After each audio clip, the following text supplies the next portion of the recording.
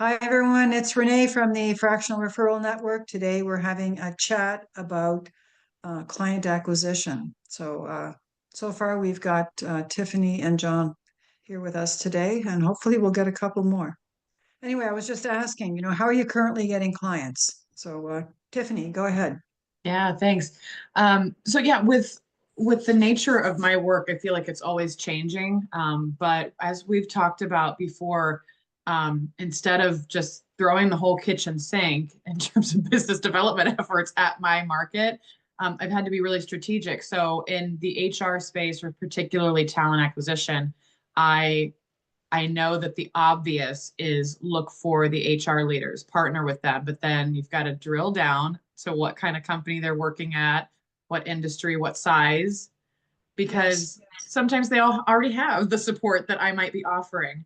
So I found that it was better to go to market with more of a broader stroke, a bigger brain. So I found a lot of success in the past with venture capital firms, with private equity firms, with advisory groups, and sort of partnering on saying, you do the advisory stuff. That's great. That's fine and dandy. Who's covering down on the recruiting end? Who's not looking at this area that I do well?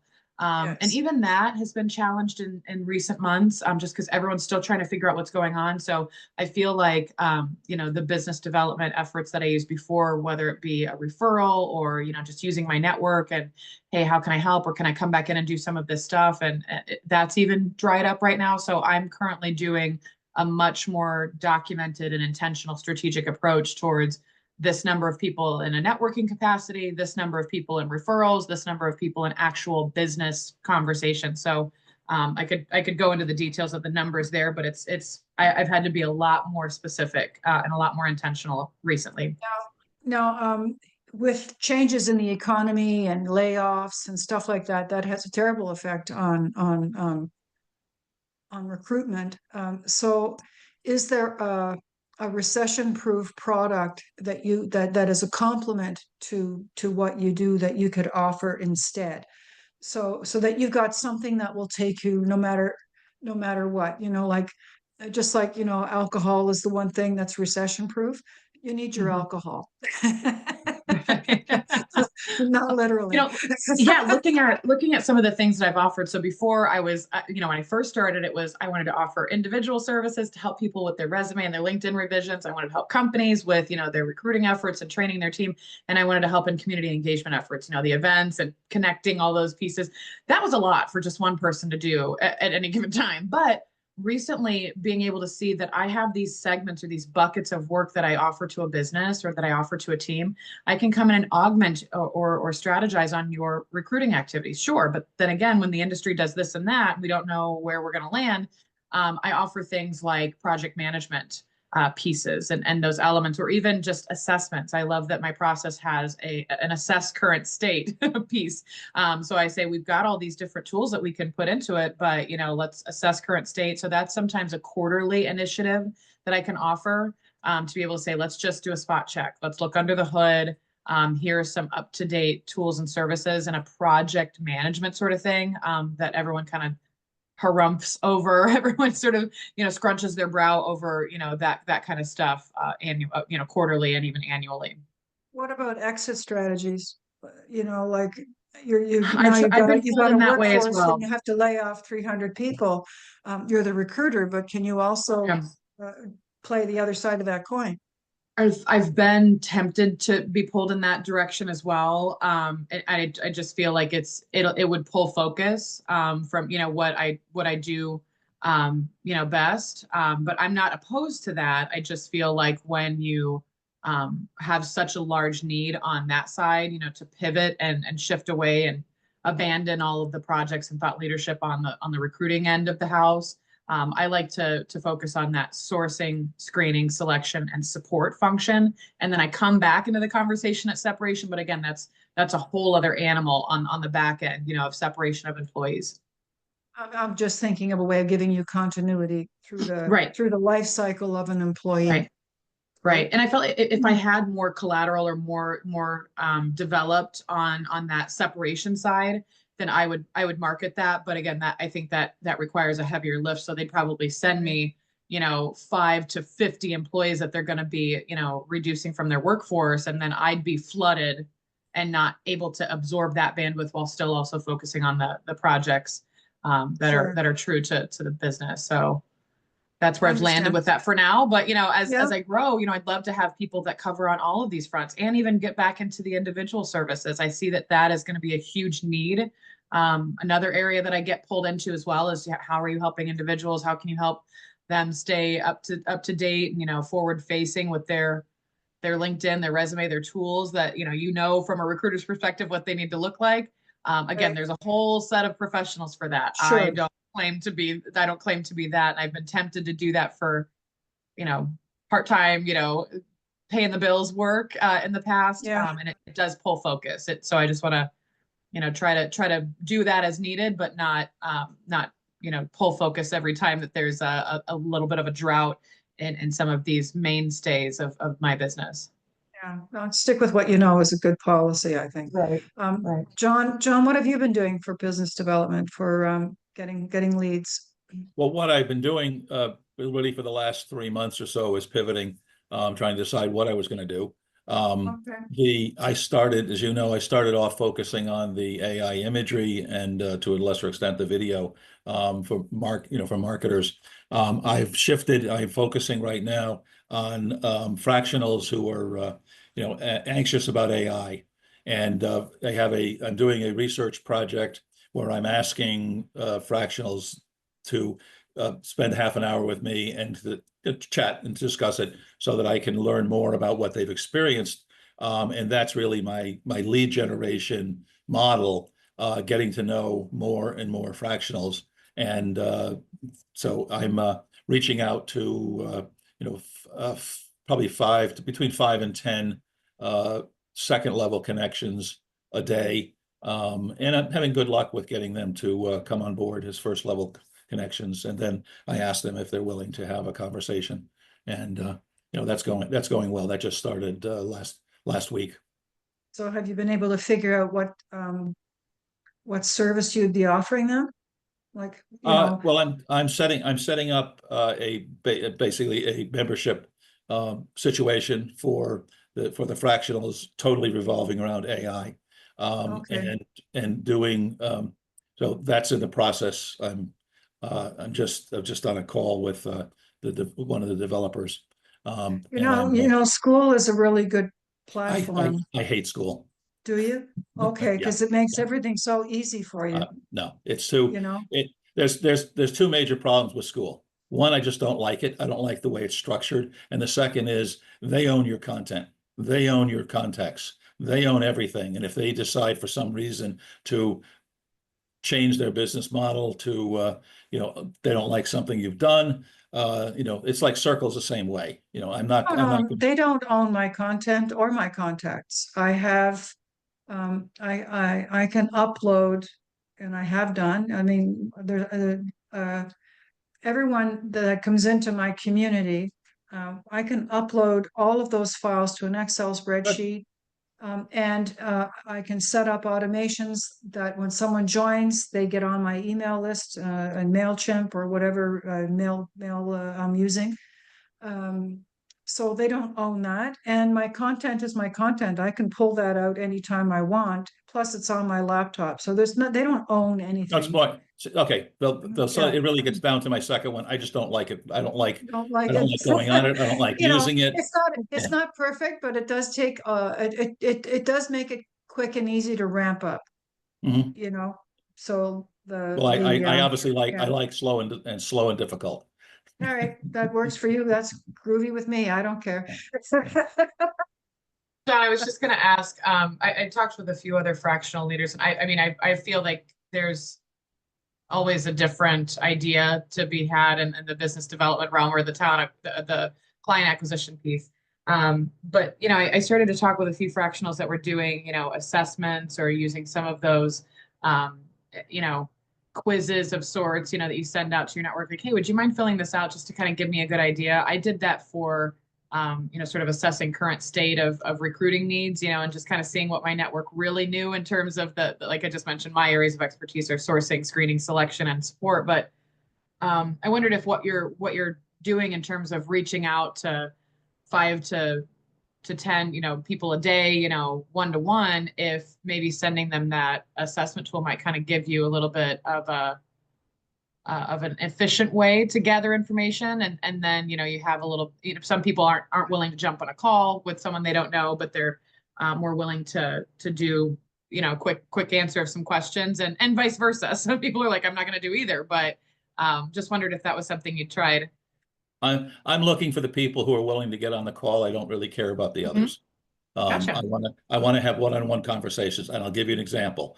2 days ago, I had a conversation with a guy who came in with an intention of selling me something. Okay, selling me because I come from a graphic background. He represents in the country, in this country, a new, relatively new company that's doing AI imagery and so forth. And I turned the table on him and started asking him questions about, well, how many people with creative backgrounds do you have working in the company? And the answer was 0. And we continued that conversation in that respect. And I described it to my wife yesterday, and she said, "Oh, you were brutal." I said, "Yes." I just went, you're trying to establish yourself as a creative services leader in this country, and you have zero people, zero credibility on creative. It's all technical people. And that's one of the problems that all of their competition has. Almost all of their competition has the same problem. They are technical people who are deciding what looks good for imagery. Yes. And the people who have experience in that, I mean, I started at 57 years ago. I still have good eyesight, except for the glasses. With the glasses, I have good eyesight. So I was able, because that was a one-on-one conversation. And I've had that's where I find I've had about 50 conversations over the last 5 months with people, mostly fractionals. I only last week did I start to turn this into the information about and the anxiety that either the fractionals themselves have or their clients have. And I'm getting a very nice response back.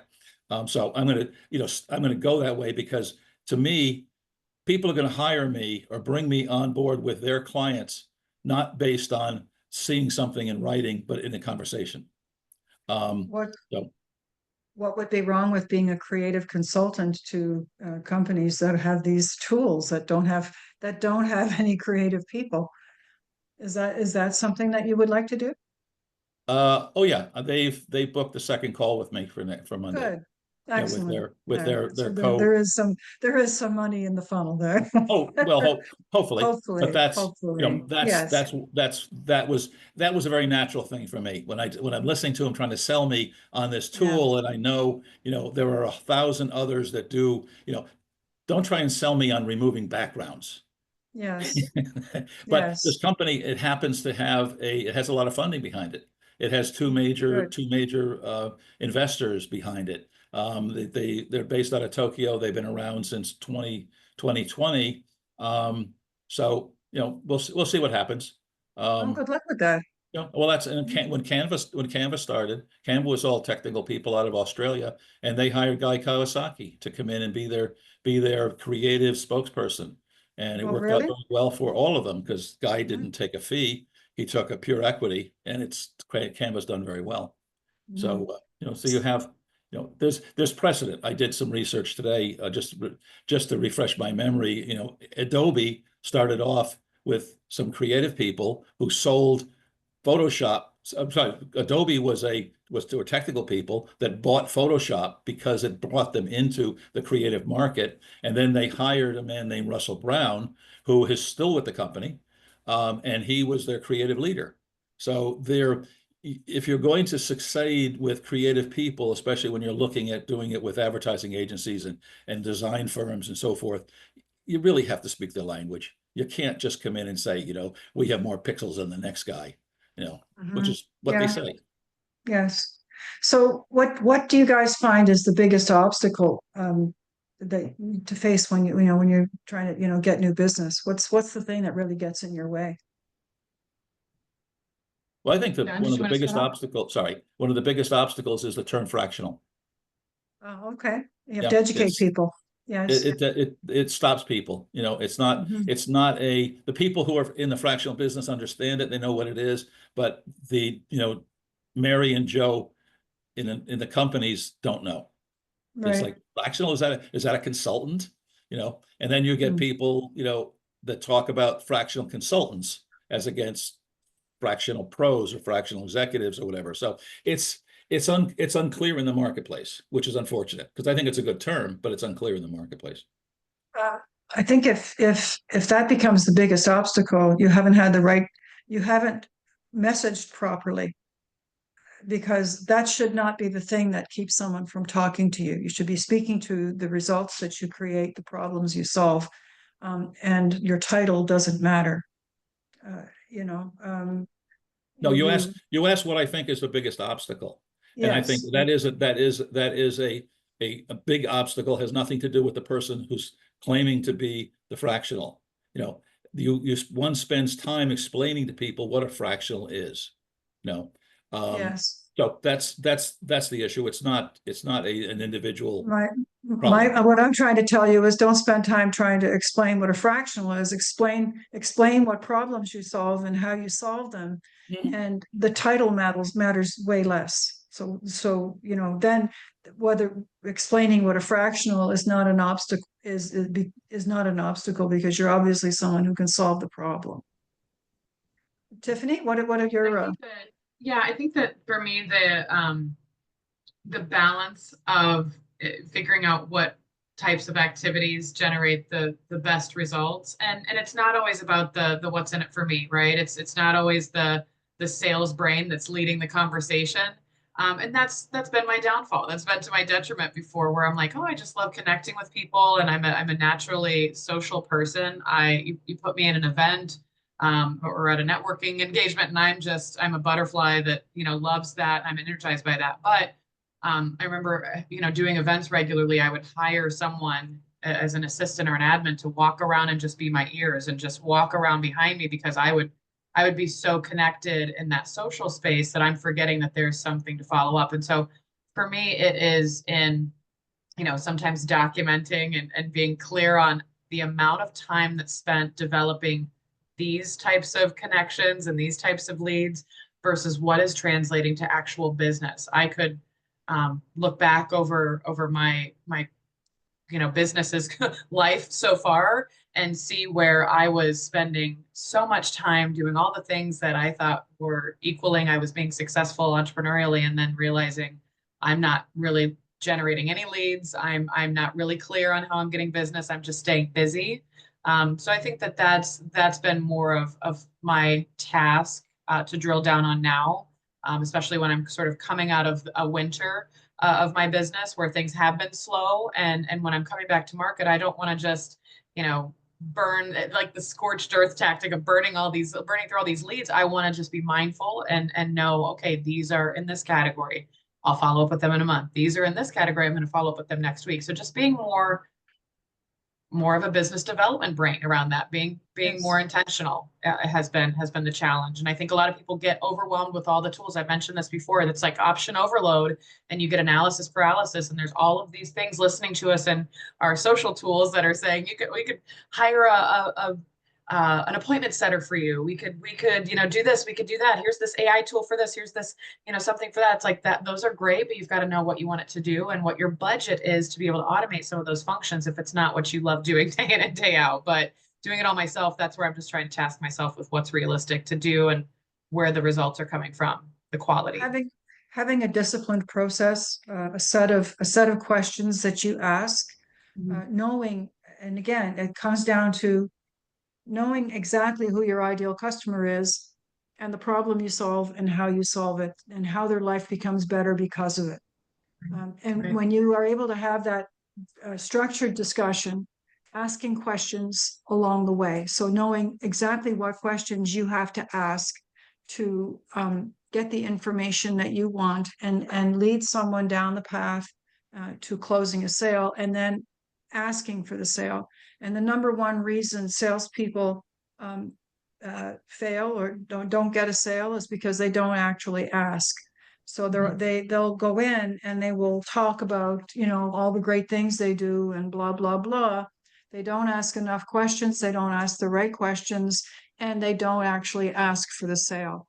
They sort of leave it sort of hanging in the ether. And it's easy enough to do. You get swept up in the charm of a conversation, but good salespeople follow a structure. They actually have they'll use a presentation. So when you work, for example, you get hired as a salesperson in a company, they'll work you through a sales training and a process, and you've got your presentation, and it's all tried, true, and tested. And the reps that follow the process are successful, and the ones that go out and wing it are rarely successful. They're never successful. Like they'll have more loses than hits. It really, sales is very much a structured thing. I would advise you to read as many books as you can, listen to videos, or listen to podcasts and ebooks or whatever. Listen to audiobooks, or rather, fill yourself up with knowledge of the things you need to know in business to help you get better. And sales is everything, because sales is where the money is. It's not in the tech. It's not in a lot of things. It's in your ability to have a structured conversation that solves a problem for someone who needs that solution. Right. Right. And I think that could probably be more formalized for me, because Yes. I have relied heavily on my network, to say, Tiffany's great, here you go. And one thing that I'll say to that is that when I'm having more of these networking conversations, which you and I talked about last week, where, you're like, those are great networking conversations. Those do not equal sales. That does not translate all the time. Maybe they might have, work to refer, or they're covering down on one area and they bring me in for another, but even in those conversations, I always want to know how I can connect and build out this hub and spoke model. I want to know the partners that I call on for things that are just not my areas of expertise. But I still always I've been doing this more in the last couple of months. At the end of those conversations, I say, I'm going to send you a couple of one-pagers. I'm going to send you a blurb to copy and paste if you want to send to your network, just to have in your back pocket. Put it in your CRM, save it under Tiffany, whatever you do, you have it. So that way you're not thinking when an opportunity does come up, oh, let me backtrack and do this. So I've at least given myself that. I'm building connections, I'm building community, I'm networking, yes, but then I'm giving that as a leave behind. But then the formal structure of a sales call, I think has been really, really just Loose. vague, loose, yeah, over the years here. It's changed a lot. In the pandemic, it sounded very different than it does now. And this whatever economic state we're in, it's different. But yeah, I agree. Formalizing that sales script and that conversation to be had. Have you ever kept track of the number of people you have to talk to before you get a sale, and how many conversations you have to have with that person in order to close them? Because knowing that stuff, and if you can keep track of that, and it's work, but if you can keep track of it, you can refine it, and you can get yourself down from 8 conversations to maybe 3 or whatever. I've never had to be as intentional as I am now about that, just because there's a lot of people that I'm reconnecting with from past work that, maybe we'll have a conversation, once a quarter, we'll check in with each other. There are new contacts that I say, okay, let's talk again in a couple of weeks. Let's think about it. Let's come back and try to come back with some substantial, tangible things to talk about. There's other people that I heard once that it takes, depending on the industry, right? But it takes anywhere from 12 to 18 touch points for a new person to trust you. I'm like, woo! Oh my goodness, how many how many times am I getting in front of their face? But just thinking about that, is being mindful, not trying to blast people, but just trying to plan for that. I feel like in the last 3 months, I've had a large amount of data. And just being able to look at the story that's telling is where I'm at now as well. Good. John, would you want to say something? Yeah, I have to leave. A contractor has arrived early. All righty. So, Well, okay. all right. You have a Thanks. great day, John. Nice meeting you, Thanks. Stephanie. Bye. Thanks, John. Bye-bye. So, I'd like It's really about structure. If you can pull together something like, you know, a sales presentation, and a process, you have to create a Right. process where, you know, the first point of contact is, and for each type of content. So cold outreach on LinkedIn, for example, you pull up an Excel spreadsheet of contacts that you want to get in touch with, and a sequence of messaging that you send to them. Right.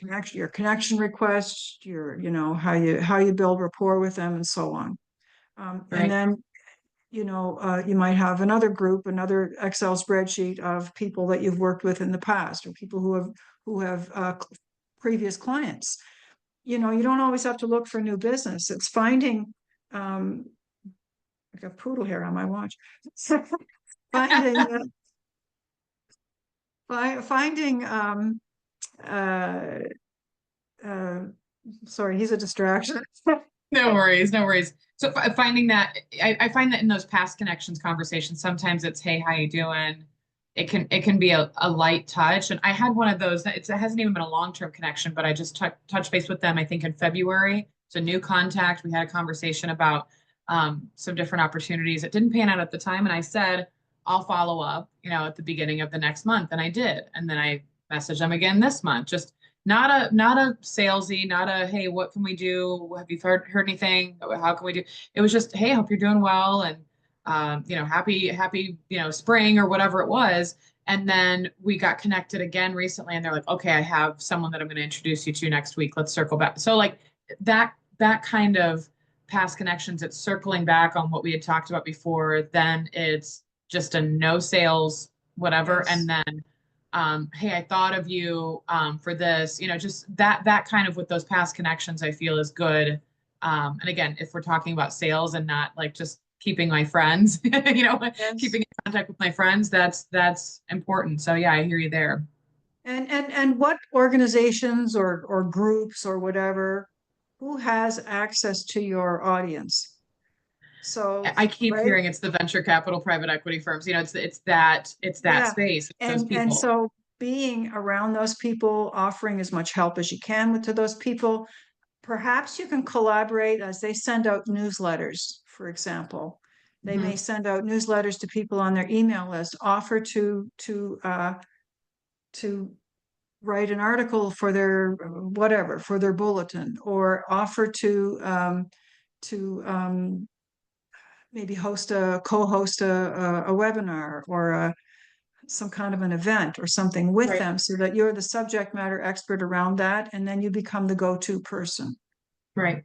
And right? brings up another good question that I just thought of earlier this week. You know, I feel that when I'm talking with a lot of fractional people, whether they're just starting out and figuring things out, or they've been doing this for a while, you know, we're all embedded in some sort of a community. We're all connected. We're all, you know, really, really working our network, sometimes to the bone right now. And then there's this balancing act that happens around how much time how much time is efficient to spend in being, you know, a thought leader and doing that versus actually getting paid to do work. I think that a lot of us, myself included, are feeling a little bit heavier on this thought leadership, you know, developing, you know, establishing ourselves in new communities and with new partners as subject matter experts. But then translating that to the business development realm, or justifying this side of the activities, you know, to what's that bringing or what's It's, that producing. you I don't know, know if we like ever really know the answer to that. the networking game and all of that, that's the long game. It's not the quick win game, right? Okay. Yeah. So you have to recognize that, you know, just because you've joined a community, or you've joined an association, or you Yeah. joined the golf club or whatever, you know, that doesn't mean that people are going to run up to you with money and say, oh, you got to do Yeah. this for me. I mean, in a Yeah. Yeah. perfect world, it happens, but Right. it's like it's rarely the reality. Yeah. Yeah. But it's a long game, and so you can't be you know, frothing at the mouth.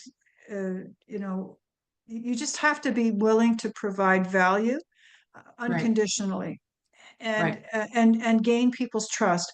when people know you and trust you, they will refer you when the occasion arises. But that doesn't Right. mean, they're not out there actively looking for business for you. It's, oh, Sure.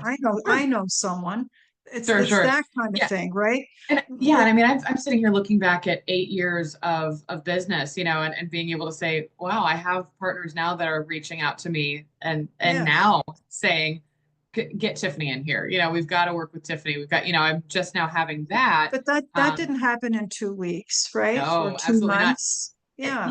Yeah, and what I'm hearing you say again, I'm kind of like parroting my earlier statement where, networking does not equal sales. Sales activities equal sales. So just That's formalizing that right. a little bit more, especially Exactly. because I've been one that has relied so heavily on my network's just going to show up. My network's going to refer me to the next great thing. I'm going to get introduced to, XYZ partners at this and that, and it's going to all work out. It's just not the tail of the tape right now. We're all in a state of, not panic, but just a little bit of a shock that things are changing Things, as much as they have. And I'm yes. usually all about it. I'm usually leaning into the change and the crazy, but yeah, it's just It's a it's special kind of crazy now, though. yeah. I mean, when I talk to some of my partners, they're like, it's just so hair on fire right now. It's so chaotic. I'm so sorry. I'm like, don't worry, Yeah. we'll talk when the time is right. There's no need to Yeah. force anything. But be a problem solver. That is the best way forward is to be a problem solver for people. Yeah, So even if it's not about how much direct business you get, sometimes it's indirect business, or it could be payment that you get for referring somebody.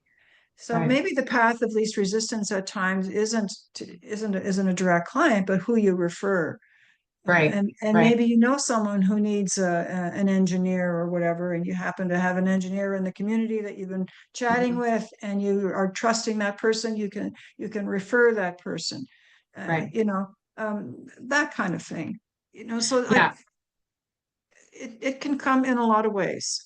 yeah. And the trick is to create multiple streams of revenue for yourself, to have Diversification, a absolutely. process for everything, a process for outreach, a process for sales conversations, a process for networking, and following up, and so on and so forth. I think a lot of people miss on the follow up, or they anticipate that because they've had a conversation with someone. It's a bit of a naive assumption that Mhm. because they've had a conversation with someone, that they will inevitably be remembered at the right time.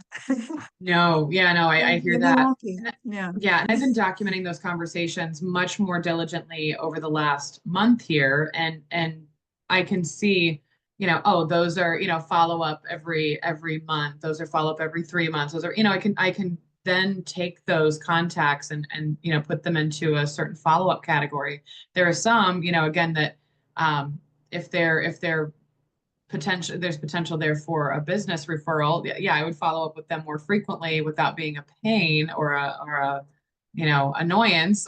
But Yeah. yeah, just I think that this is really important, and really good for me to be learning these things. Again, after 8 years, it sounds crazy to say that, but like nobody sat me down and said, here's how you business develop. I went to workshops and conferences and seminars that said, here's how you run your business.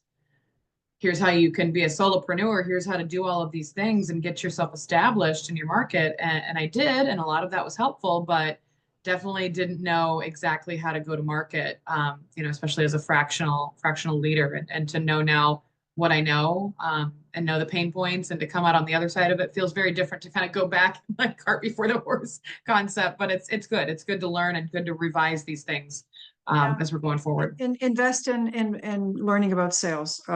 Jeffrey Gitomer is one, Okay. who is very good.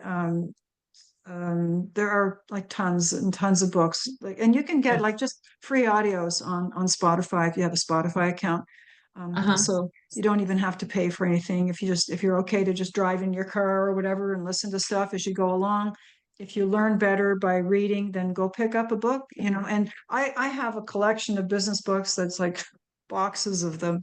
Right. Because for me, I don't ever want, those aren't the books I ever want to give away, because I can go back to them at any time and Right. flip through and get reminders and so on. Because just because you've read something doesn't mean that you'll remember it forever. And sometimes you need to go back and have another look. And those processes, there's nothing there, business books are easy to read. They're generally written in simple, quick, and easy language. They're direct to the point. No fluff, no stupidity in most cases. Now that people are self-publishing, you're getting a little more garbage. But there are some tried and true people out there, and all salespeople, professional salespeople invest in learning about sales. They do training, reading all the time. That is so second nature to them, because they know that that's the path to success, Right. and that you never know it all, and you always need to be reminded. Right. And so they learn the same things in multiple ways, and they just keep going, and it becomes ingrained in them. And if you go forward with that attitude, you'll be very good. Right. Yeah. I appreciate Anyway, all of the support here. Yeah. Any thank you. any last minute questions before we close off?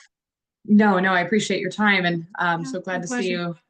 Yeah, and I'll look forward to talking with you next week. Yeah, bring some people in. We need some fresh I blood. will. Yeah, I have to put that out today on my Yeah. LinkedIn as well. So yeah. Use your affiliate link, eh? Get Perfect. 40%.